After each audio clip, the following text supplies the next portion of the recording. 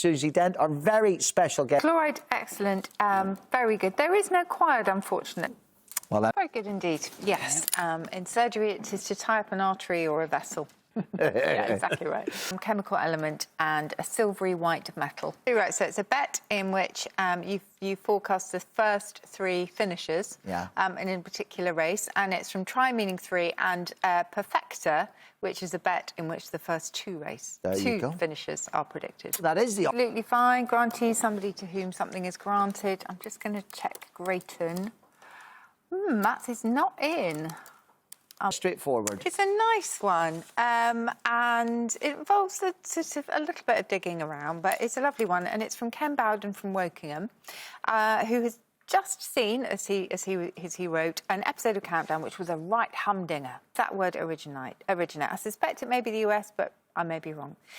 So it is the US, absolutely right. And it also reminds me of a Bobby Dazzler century.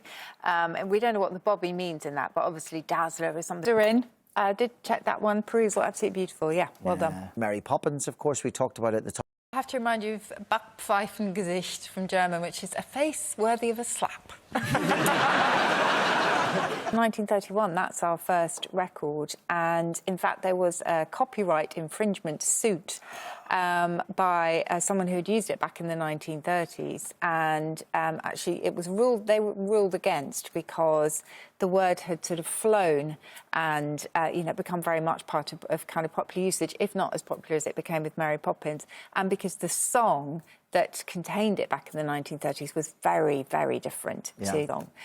So they didn't win that one, but yes, not many people know it was around long before, and it's 34 letters, that one, and it's in the dictionary. Love it. Well, I have such a lovely letter or email from Sheila Addis, who has been a contestant twice. She's now 94, and she says she's hoping after 8 years more to be a three-timer before... so come on, Sheila. And she has a great question. She says, I have a goodly number of stones picked up from different beaches and even pebbled driveways, and some of them have holes pierced through them. Only yesterday... It's just not in the dictionary. Well, district set aside for tax purposes. So polite. That is the most polite. Two T's and everything.